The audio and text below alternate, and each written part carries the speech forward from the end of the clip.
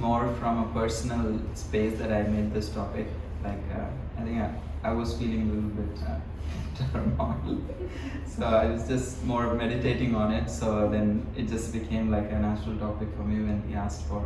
So let's share together, like kind of discover together what are things that can help us, because I think it's very common for everyone in this in the world in general, city, New York City in specific, to go through some kind of emotional turmoil. So what are some of the emotions that you feel like that holds people in general or holds you back? Anger. Thank you. That's stress. Anger, stress, very valid. Anybody else? Grief. Grief, true. Grief. Yes. Shame. That's right. Sadness. Fear, a very strong emotion also. Envy. True. Guilt. Yeah, shame and guilt, fear, envy, and stress, and anger, and as you said, grief. So all of these things are various emotions that we do experience, if not every day, very regularly. One of them actually sets the tone for the day and the agenda for the week. So it becomes then the rest of our day or the week or the month in general actually are like centered around that emotion. A lot of things becomes dictated by those emotions. Someday like you can just wake up and remember something or someone that just angers you for no reason, like that's the first emotion. And if we just go on with that, if that is the emotion we are gonna, it's like you see people in the subway, they're just having their, what do you call them, like skateboard. So they carry along in the train so that when they get down they can use it. So similarly, if that's the first emotion that comes to our mind and we carry it like our skateboard and use it in everything, and if we go into office, someone does something and that just, because we were already like kind of angry, so then it comes out in a different way. Or it could be anything, someone like looking at us, or someone just kind of like hitting us in the subway or something. Very small things, apparently small things, can actually disturb us if we already started with that emotion of anger internally, and if we didn't process, if we are not aware of what's going on, and then the rest of the day becomes the weather is dictated by that. So that is why it's for us to know, okay, this is the emotion that is holding me back. It's like a very good step. And naturally, once you become aware, that itself is a big deal. Most of the time, we are not even aware that this emotion is dictating my day. And even after we become aware of those emotions, so then there's naturally a way, okay, how can I cope with this?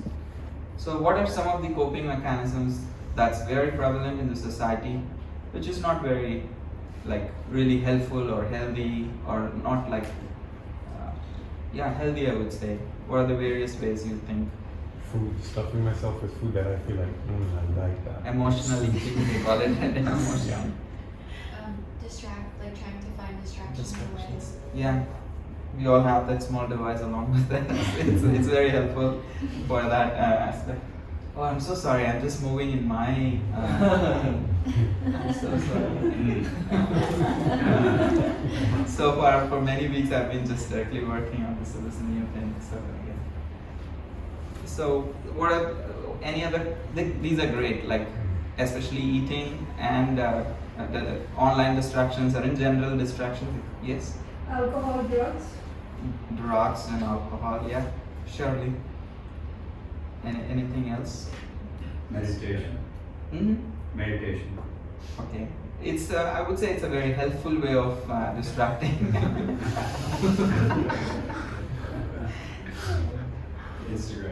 Instagram, yeah, all the online distractions. Anything else that comes into one's mind? what are the various ways people? There is a therapy these days. It's called as retail therapy. Yes, something. Okay. Yeah, that's also one way. Yes, ma'am. Here's things that distract.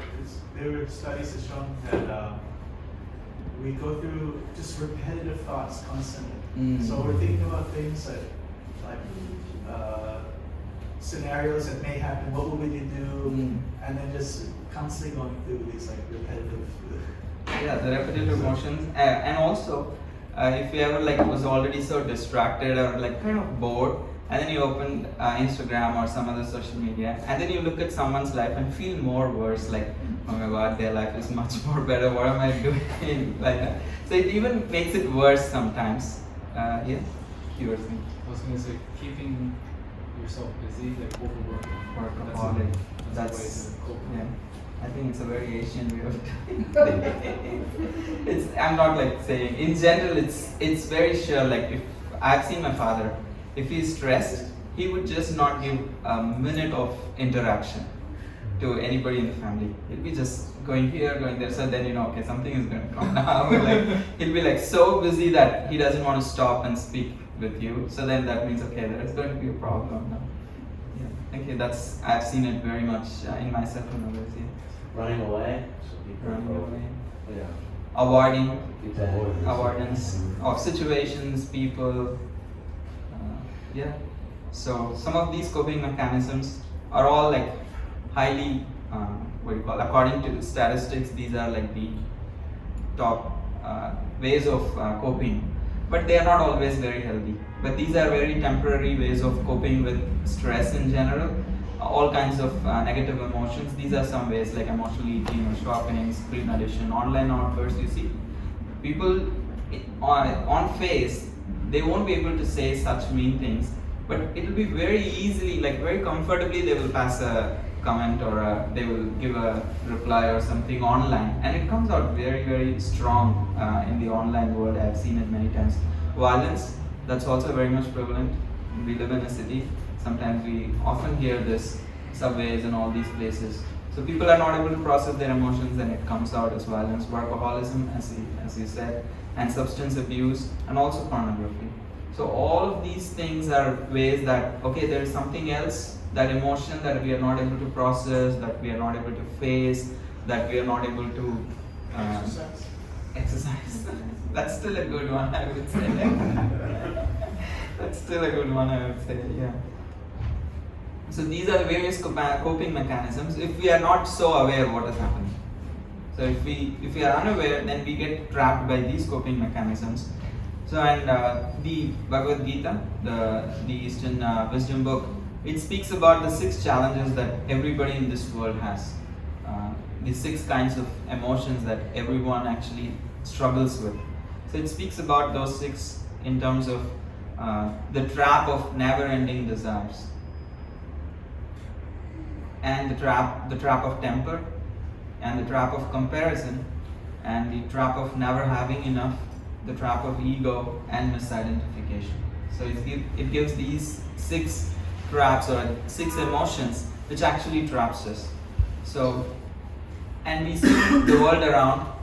In many ways, some of these things are highly encouraged for business purposes. Like the capitalistic economy works. The more we have never-ending desires, the more someone makes money out of our desires. So no one encourages us to develop satisfaction, minimalism. Nobody actually entertains that. You don't find ads that there are like corporations which are teaching people, okay, how to be minimal and how to, like, you never find an ad for like black beans or like kidney beans. No, you never find an ad for those things, because they know whether they put an ad or advertisement or not, you will buy and eat those things. Have you ever seen a rice, like you see like for bread, an ad for a bread in the Soho Street, or like rice? No, because they know it's a very staple that whether they advertise or not, you will buy and eat. They will only put advertisement for those things that are like kind of not necessary. You can be probably happy without them, but most of the times that's how advertisement works. So it's not that if we have never and we are satisfied in the world actually the world will be a much better place if each individual is satisfied. However, the never-ending desires individually and collectively as society we encourage, so that leads to a lot of problems. You know, this concept of fast fashion. So there is so much inhuman amount of labor, ecological problems, and also emotional turbulence that comes with it, because we become too conscious what we are wearing all the time. And then it's said like people love what they buy and hate what they have in their wardrobe. It's just like a constant thing. Once you have it, then you just like okay, something new. So then it just is a thing that is not healthy for the emotions also. It's not just unhealthy for your wallet, it's also unhealthy for your emotions also. And the trap of temper and all of these things are like, I don't need to give explanations for most of these things. And however, the Gita says one of these six is the root for everything else. Can you guess what is that? Ego. Is it a good one? Desire. Okay. I would say like these answers, I cannot say they are wrong, because it's a way of looking at things and explaining, but still take a guess. And anyway, I've already decided what is the answer. I'm sorry, I'm just kidding, yeah. I was gonna say misidentification. Yes, misidentification is Gita says from a perspective of misidentification, all of these other 5 things could be very much fixed. So let's discuss that. So the misidentification concept from Gita is like that we all have this strong belief that we are this body. So we don't have awareness of another level of existence that is just within us. Like there is a level of emotional existence, there is a level of an ego level of existence, there is intelligence, and there is also the soul, which is us, like who's hankering for love. So all these existences are there. It is not just how we look physically. There is something much more deeper to our personalities. And Gita is saying because we don't know these shades clearly and these personalities very clearly, so then we go about life misidentifying one for the other. And that does not make us actually come to arrive at solutions or implement any solutions to better our life, to balance our never-ending desires or our anger. Because you can find seminars on any one of these I'm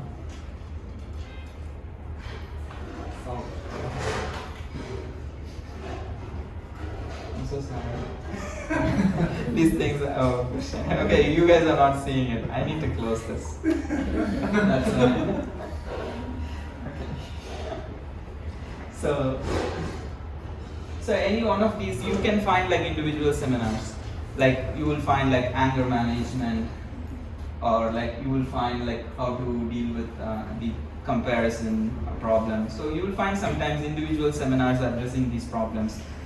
However, according to the Gita, all of these things cannot be addressed individually. They are not just you can fix the anger, but still you are just kind of uncontrolled in your desires. It does not work like that. We try to address them very individually. But how Gita addresses that is due to by addressing the misidentification first. So the misidentification of our soul with the body.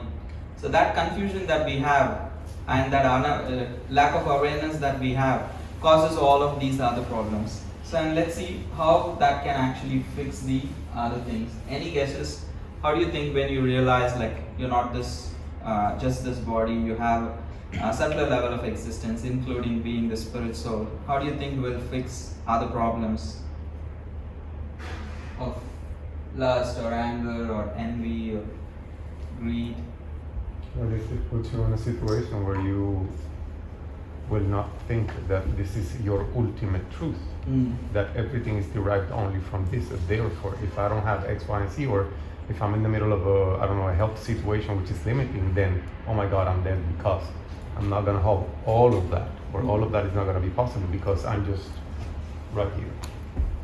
So it makes you be more expansive about your view of what and who you are in a total different level of cohesion and amplitude. Thank you. And since you shared that, it just made me remember, like, have you ever like attended to someone who's terminally ill, like in your life? Like, did you ever have to give care to someone who's like terminally ill, especially someone you really love or care for? Like, it happens to many of us. That kind of a situation where, like, I was with my mom who was like terminally ill and was passing soon, and there was like a fear that at one point she just I could see that it was like very kind of disturbing to her that this very harsh disease of cancer, the pain and the suffering, all of that is also happening, and then this fear of that I would be like leaving all of these things and what's lying ahead, the lack of clarity, all of that, she'd be like very disturbed. So I remember just speaking to her the philosophy of how we are not this body, we are spirit, souls, and I was caring for her for 3 months, like regularly giving care. So then whenever we would get some time, so I would just like speak to her some kind of philosophy. Of course, we had medications and all the other things that necessary to address her pain, but I saw that just that was not sufficient for her. So then the more I started speaking about how like it's not just the end of everything. So we continue to actually go to the next bodies and we will continue our journey. So, and in that way, like actually God will be there with you, so you don't need to worry. So that kind of an assurance like made her more like peaceful, I would say. And anytime she would just become a little restless, my family would immediately tell me, she's restless, I think you need to come and speak to her. So they also started realizing that how when she becomes real and a little bit restless, then I would just hold her hands and please don't fear, we are all here. And then I would chant the mantra in her ears and say, don't worry, God will take care.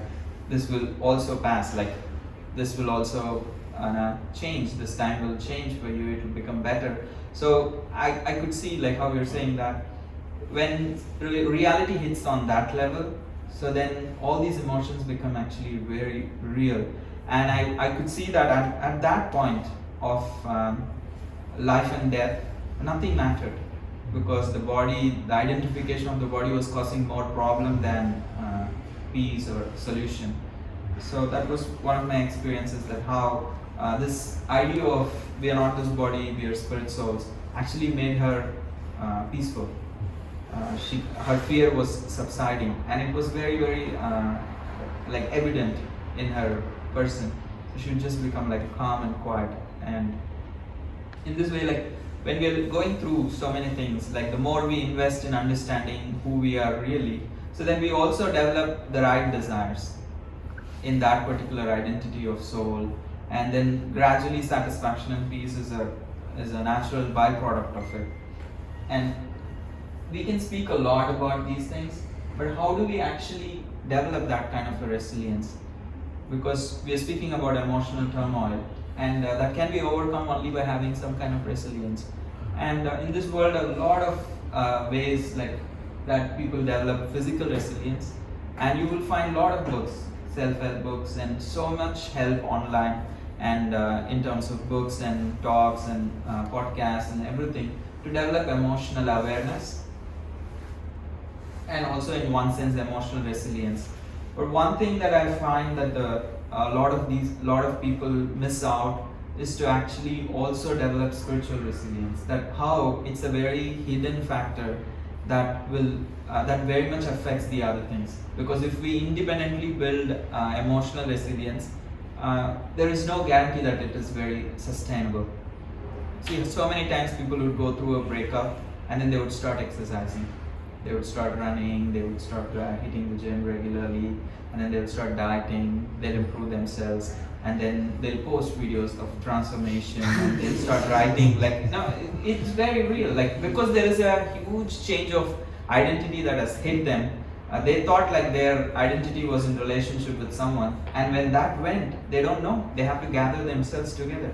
So it's very human that we want to gather ourselves again, we want to develop an identity. So again we hold on to another identity. So the immediate thing is, okay, my body, so I'll make this better, so I feel better. Surely if you work out, if you get into shape, and if you diet well, you eat right things, naturally you're going to feel better. But is that going to actually fulfill the need for connection on a heart level? Like it's not going to fulfill, but temporarily it makes us feel better. So then we opt for it, and then people will make a philosophy out of it. They'll start going around giving seminars how just like having a better health is much better than like is the best solution to overcome all these things. But it's not the ultimate solution. But a lot of people, by their personal experience, will start making a philosophy out of it, will also start making a business out of it then. And the same goes for emotional things also. There's huge things about developing the right habits, writing, and all of these things. It's very helpful. I'm not saying they are not helpful, but to approach them just that way, like in a very isolated way, and just working on things in an isolated manner, they don't give a complete picture, and they are not very sustainable. Another thing comes, and then we are again like washed away. So then that is why the idea of the Bhagavad Gita is like, in order to develop emotional resilience, we need to also develop spiritual resilience, and it's the background on which the foundation on which everything else could be built up. So yes, emotional resilience is very important, and there are ways to develop it, but we also need to learn how to develop the spiritual resilience, and it's a byproduct. The emotional resilience is a byproduct of the spiritual resilience, to be very honest. So, and that is why this particular term, unplug to recharge. It sounds very paradoxical, right? We all plug to recharge our devices. Like we plug in our phones, laptops in order to recharge. But for us, for our emotions, we need to unplug to recharge. So what are we unplugging and what are we recharging? So let's look at it. So the idea of unplugging to recharge is to unplug from the world, unplug from the default emotions. Factory reset. Sometimes you have options like factory reset, and especially if you're using like a phone, like my phone. Like when I come out of the subway, sometimes it doesn't catch the signal. However much you try, it's still like it doesn't pick up the signal again. All I have to do is completely switch it off and like switch it on again, like complete reset, and immediately it will catch signal. So sometimes life works like that. Like we all have so many emotions and so many things, the details of our day and work and relationships and the world and the politics and so many things we are bombarded with. And then if we go to sleep with that and we wake up with it, and there is no distinction of what is our real emotion, what is going on inside. So that is why it is very important that we unplug from whatever is going on internally, and unplug from the devices, unplug from everything. For an hour, just give yourself, like spend time with reality. And the highest reality is yourself. Like in one sense, if you're not spending internally what is going on, and then you're constantly distracting with so many other things externally, so then what is here will catch up, and then it manifests as so many emotions, in unhealthy ways. So then in trying to connect with, so who are we connecting with? How do we recharge? So we have to unplug from the mind and recharge our soul. So as if you were here for the initial mantra meditation, Manohar was saying that how the more we connect with the mantra and with the divine, so naturally the soul is also spiritual and the mantra is also spiritual. You feel like it's nourishing that element. So that is the idea of the meditation. So you can try this, and I'm also continuing to try to apply it in my own life. Like 15 minutes of some kind of movement. It could be physical, it could be breathing. So some kind of movement for 15 minutes, some kind of meditation. Especially it's recommended that you chant the Hare Krishna mantra individually. If you can sit and chant, like you don't need anything. You don't need to do any gadgets, anything. Just you can close your eyes, and for 15 minutes try to bring your attention back to the sound. That's all. You don't need to do anything else. So all you have to do is vibrate and bring your mind to that particular sound. and it's simple, but it needs practice. So the mind will keep going everywhere, so you again need to bring it back to the particular sound. So you vibrate the sound and you bring your attention back to that sound wherever it goes. So that way you're strengthening your mind. So we go to gym and lift weights. Though we are all using the muscle all day, we walk, we do so many activities, but that doesn't actually strengthen the muscle. But when you do it in a very specific way, so then it strengthens the muscle. Similarly, mind, whole day we are using. There is no rest to the mind. Even sometimes when we sleep and wake up, we feel like we were thinking about something throughout the night.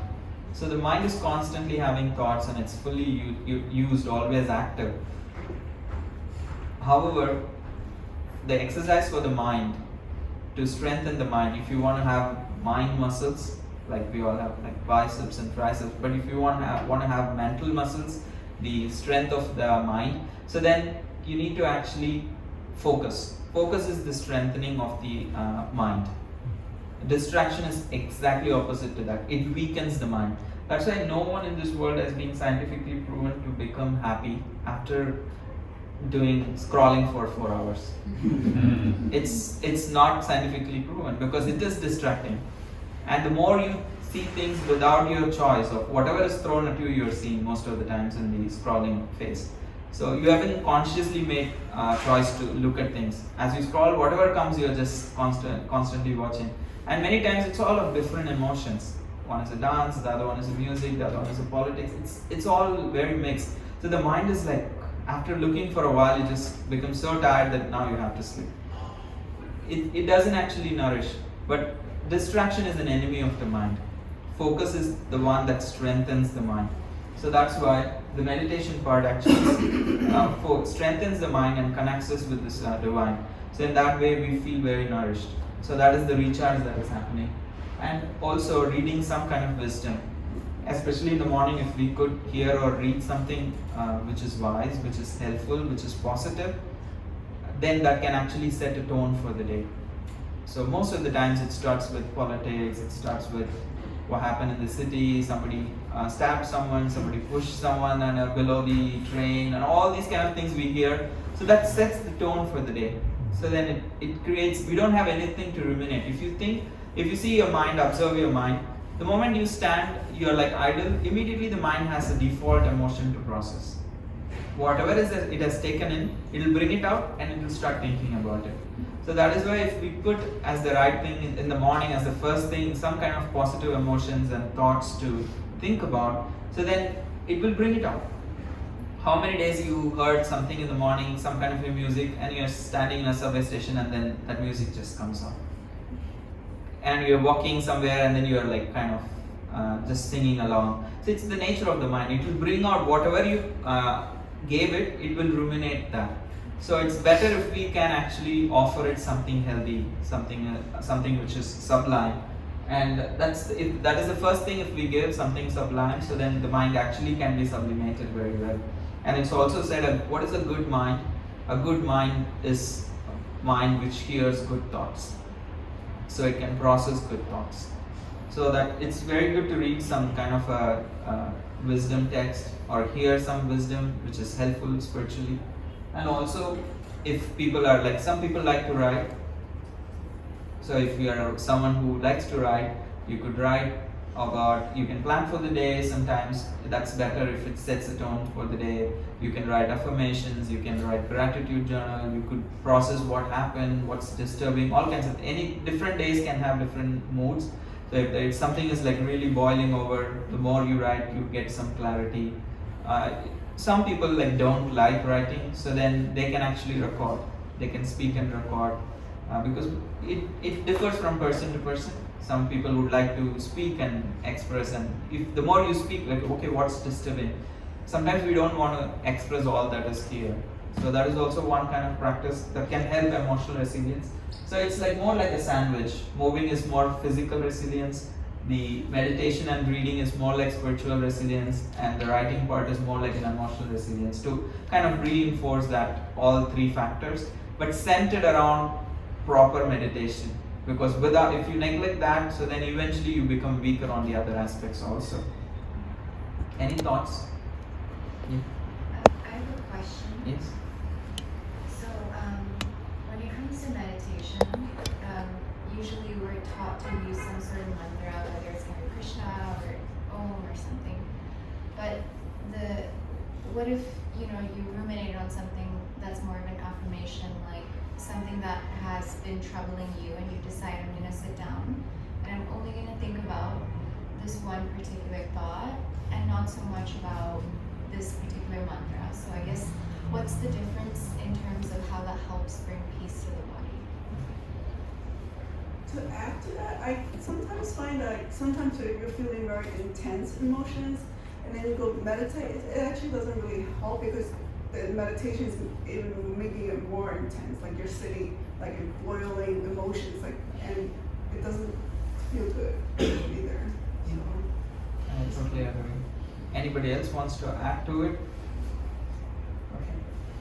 I think what I found is that breathing exercises before the meditation calms the mind, even though whatever happened to me in the past week or whatever. That's very nice. Yeah. I think tends to calm it down with pranayama. Thank you. So, both of your questions, they are very connected. And to start with what Una asked, like, when we are already so too disturbed, sometimes like it's kind of the mind is like too disturbed, so then it becomes very difficult to suddenly stop it. So that is why the aspect of writing, speaking to someone whom we trust, those things can actually a little bit calm us down. So then then we can go to the meditation part. So that breathing is one, it has been like scientifically proven, so breathing can actually calm the mind down. It directly has a connection. The prana, according to the Ayurveda, the prana has a direct connection with the mind. So once that is regulated, so the mind actually kind of settles down somewhat. If it is like really too much disturbing, so then we could, if we have someone whom we can speak to, so that's one way, or you can write. Some way you can become a little bit more peaceful, and then you'll be able to focus on the thing. And about your asking, like, why not some kind of an affirmation than the mantra, instead of the mantra? Say for example, whatever affirmation, whatever you're going through as a solution, if you want to make it into an affirmation, and you just want to repeat it to yourself. Is that the question, if I'm right? It's more just the difference vibrationally for the two things. Oh, yeah, I didn't get you, sorry. The difference vibrationally. What is the difference between these two? Yes. So the mantra, the Sanskrit word mantra means mana, means how they say is manatrayate iti mantra, means that is the meaning of the word mantra. Manatrayate means that which delivers the mind, that which actually purifies the mind, that which strengthens the mind. So like we all take supplements, right? Like, so this mantra is more like a supplement for the mind. So it's a strengthening element for the mind. So the mantra is constructed in certain way. The words are like actually not just any words, because they have a special potency. That's why they bring in the effect that they bring in. And it is also considered, the mantra is actually a divine potency. So it has its divine potency. So when it is chanted, you are creating an energy field. You are creating an energy field with that particular sound. So that is why the mantra works is, our minds are very susceptible to energy. And we all know that. Like if you enter into different places, how your mind feels is very different. So you get into a subway, it's a little different. You go into a meditation room, it's very different. You go into a dance floor of a pub, it's very different. So you walk into the street when it is like very crowded. If you wake up in the morning and if you're like just like sipping your coffee and if you're like kind of relaxing, so the mood is very different. The mind immediately picks that energy. So it said time has time has some kind of energy, and places have remembrances. Like places have emotions attached to it, energy attached to it. Similarly, time has certain energy. So similarly, the mantra also creates a certain energy, the sounds that is there in that place. So that is why if I yell at someone, the emotions change, and the energy that's created, the heat that is created, the tension that is created in the heart, is immediately is created by the sound. So the sound carries certain kind of energy. So the affirmations that you're saying is more like a reinforcement, but it can only work if you have determination. I can tell a whole day, I don't want to do that, I don't want to do that. But when the temptation comes, usually it's said that the temptation takes half of a strength. So it becomes twice its strength. It reduces our strength by half. So we are just again saying a particular thing, but there is no guarantee that we will have the strength to say no or to act the right way when that particular situation arises. So what we are doing with the mantra is actually strengthen the mind, like purify the mind. So we all know what is the right thing to do, but sometimes we don't see that we have the energy to do that right thing. Like how many times, I have felt it many times, I know what is right and wrong with all the training and all the knowledge that I have gained by studying and the spiritual practices. There is a very strong compass of what is right and what is wrong. However, sometimes I feel like I lack the strength to make that right choice. It's not that I don't know what is right. Pretty much in this room, whatever I'm sharing, I don't think it's that you don't know any of these things that I'm sharing. It's pretty much a common thing. But what we are here is to actually, how do we develop that determination to do that right thing? So mantra is a way of actually purifying the mind. So when that purification happens, then you naturally gain the strength to say yes to the right things and no to the wrong things.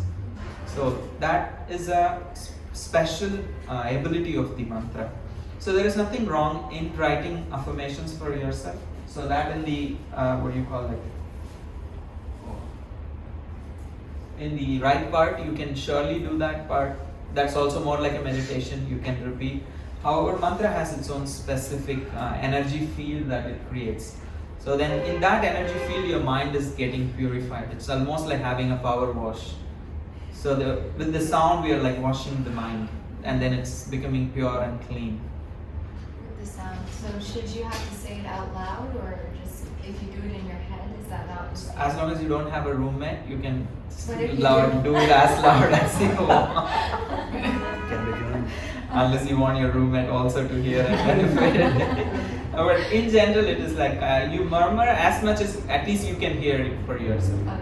Because you could do it on the mind, but problem is like the moment you start thinking of something, I don't know what you're saying will be difficult. So at least when you physically murmur or like kind of softly chant, so then at least you can bring your mind back to the sound.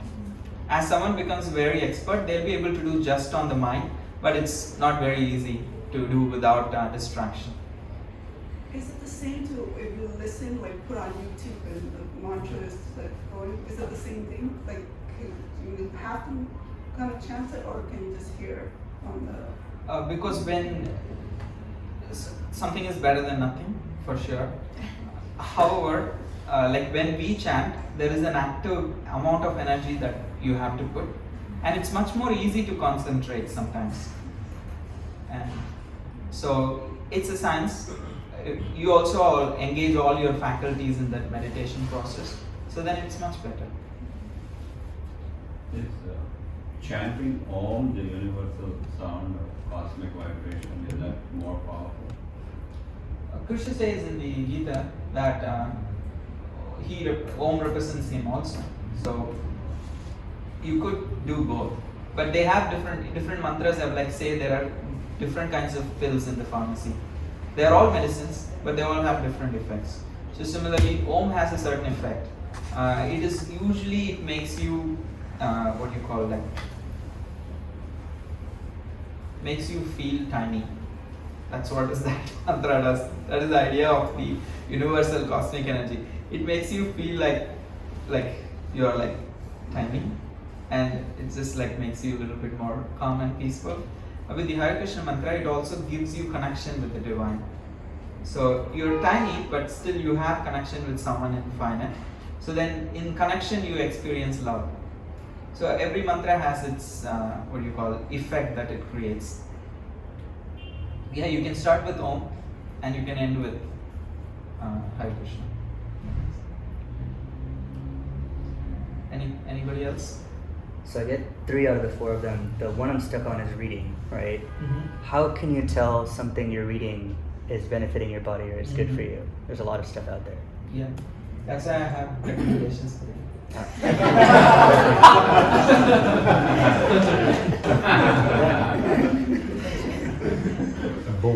So these are some of the books that I personally actually benefit by reading regularly, and some of these choices are also because someone who's new in the path of bhakti. So these books actually lay it out in a very simple terms and is very easy to relate with, especially the first 3 choices. Journey Home, Journey Within, the great books. Like Journey Home is more like an autobiographical thing. There is an audiobook of Journey Home, and it's great. It's really amazing. I sometimes hear it before bed. Like, it's really good. And Journey Within is also one of the best books for introducing yourself to the philosophy of bhakti, and it's also told in a very simple, easy, kind of digestible way. And this third one is a recent favorite. It's on the Bhagavad Gita. You all know Bhagavad Gita is a very layered book. It has its own. It needs a lot of background and cultural attention. Yeah. I was thinking, someone might think, well, I don't need something so simple.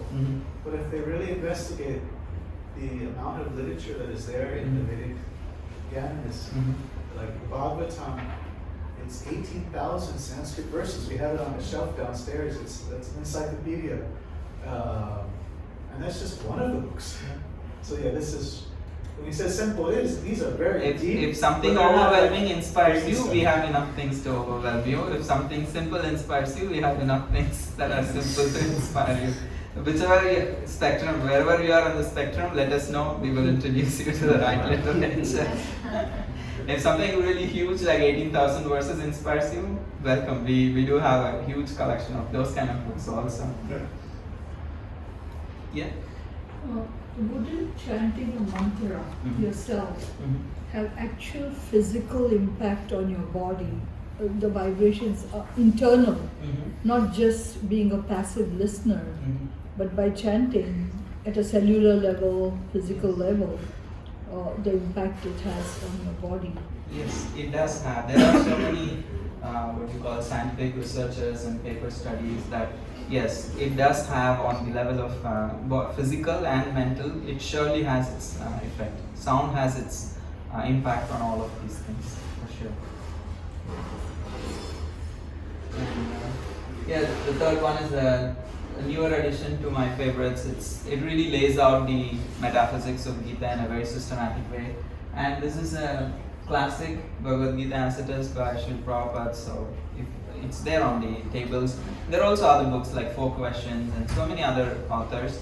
So you can check out some of the books, and some of these have e-versions like soft copies and then audiobooks. Yeah. You can finish your thought. Yeah, so you can check out some options. So that something which is sublime actually is the first thing that you put in your during the early parts of your day. So then it's very helpful.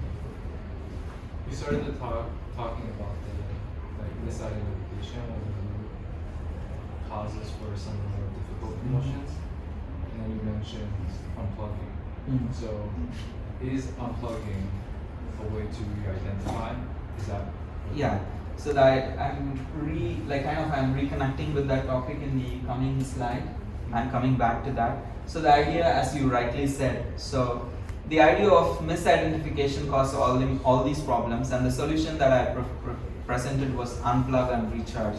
So basically unplug from the wrong identification and kind of reinforce your right identification. So that's what is happening through this aspect of meditating and reading.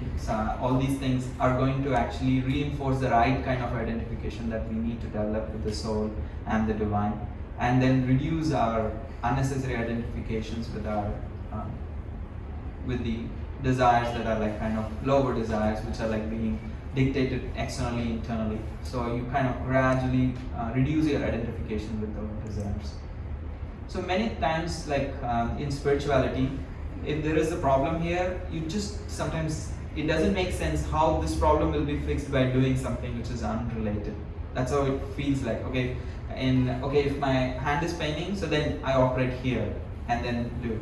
So but if you, the way that spirituality addresses is like, it's kind of a little bit roundabout way, but it kind of addresses in a deeper sense. So when we address the misidentification through the chanting, is through the chanting your own right identification of who we are and what is your connection with the divine becomes gradually more evident. So in that relationship, you develop satisfaction, peace, love, and humility for sure, and also contentment. All of these things naturally come up from the right identification of the soul with the divine. Does that make sense? And a lot of these make sense when you apply. So when you try, because theory I can only explain so much. Still, I could do a better job in explaining, but still, when you apply it in your life in a little way, so then it will give you personal realizations. How does it actually help? What's the time? I think it's time. Yes, thank you. Any questions? Any thoughts? I don't know why this. Yeah. I was wondering if we have recharged. Let's say we recharge, and when I go back to work and all the distraction come back, what can I do to help myself?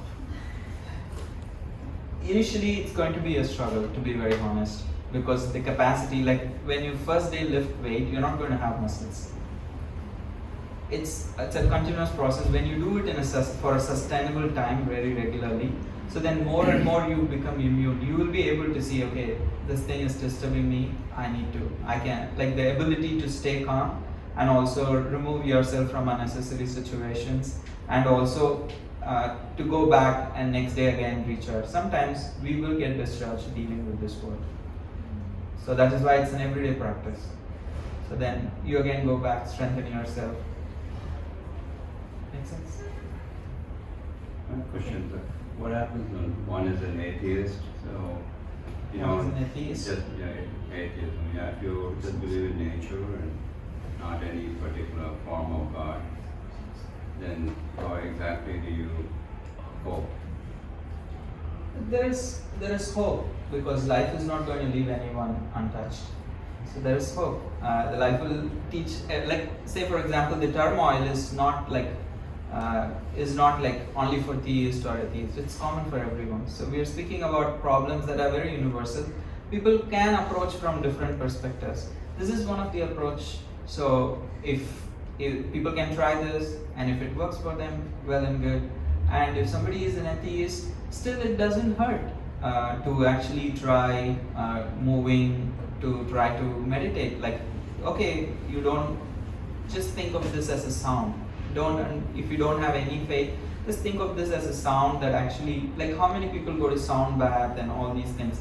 It's not like you need to be a theist. So you can still just take it as with a kind of a sportive attitude, with an exploring mentality. You can just chant and see how does it actually help you. And it surely does help everyone. So even if they are like atheistic, mantras, we are not like, it's just mantra, it is just sound. So they can sit and meditate on Om or Hare Krishna, and they'll be able to feel some difference. Yeah. Question. For example, if I'm writing a novel, then I unplug myself because I don't have any idea or I need some inspirations. Then I take a vacation. After like half a month, then I come back trying to keep going on my novel. It's kind of like I almost lost that. So do you think how to define the unplug, like for example on my case? So you're saying like because of you taking a break, you have lost that continuity. Kind of, yeah. Okay, so and then you kind of struggle to get back. Right. Sometimes I have also seen, if I'm struggling with writing, if I have a writer's block, taking a break actually helps me. Like now I can read whatever I wrote in a different perspective, and then immediately I'll be able to see, oh, this thing is missing here, I just need to. So I think different people, it works differently. However, when you say disconnect, like in what way did you actually disconnect is also very important. Did you kind of consciously strengthen yourself, and calm yourself down, and then like you're focused in your own internal things, you strengthen yourself, you're mentally, emotionally, so then you have energy to come back and better perspective of life to come back and look at things. But if we just like kind of in a real way we got just distracted and we become too tired, so then you don't have the energy to come and continue. So I'm not like saying that's how you did it, but it could be one of the reasons, like what kind of a break we took and how is it helping. Yeah, thank you. I like you mentioned consciously doing something. Yeah. I thank you, appreciate. Okay. I'll take the last question. I really appreciate a lot about your talk, and it made me think about this, especially in regards to the mind, about this one story about the two axemen. I'm sure you've heard it before. Like, one, they have the axe, and they go to start chopping down the tree, but the second one has the sharpened axe. And though the first one had started sooner, his work was less efficient. But the person who started later, because they were taking time to sharpen the axe, they got through the tree a lot faster. So it seems like what you're saying, that by taking this time, Unplugging, to kind of strengthen the mind or sharpen the axe, all activities that we do throughout the day will become that much more efficient and fulfilling. My question is then, I find for all people really, that it's important to have someone who's guiding them in that. To say like the first axeman didn't know this, but if he had a guide, he would have been like the second axeman and sharpened his knife and been more, his axe and been more proficient. So how has having a guide helped you in your life, and how can we also receive a guide in our lives, and especially here at the Bhakti Center? Surely, like having someone to help me, like personally, and connecting with them and taking inspiration on a personal level has surely helped me.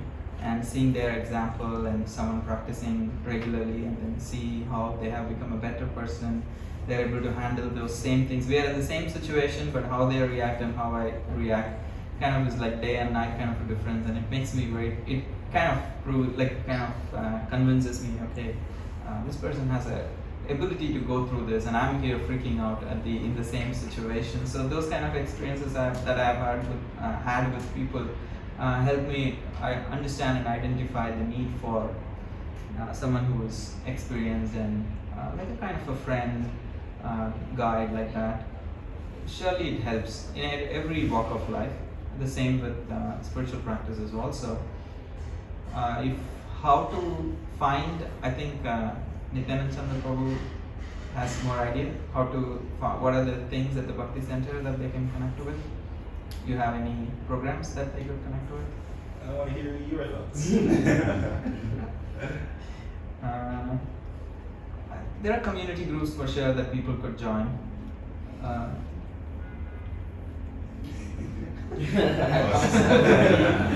So there are surely other programs that you could connect with, and also there are individuals who lead these intro to Bhakti or the beginning Bhakti, so you can check with. And Manohar is here, Nityananda Chandra is here, Damodar is here, so you could connect with all of them. So they're amazing.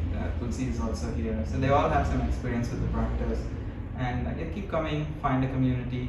I think in the city the biggest struggle is to go through everything alone.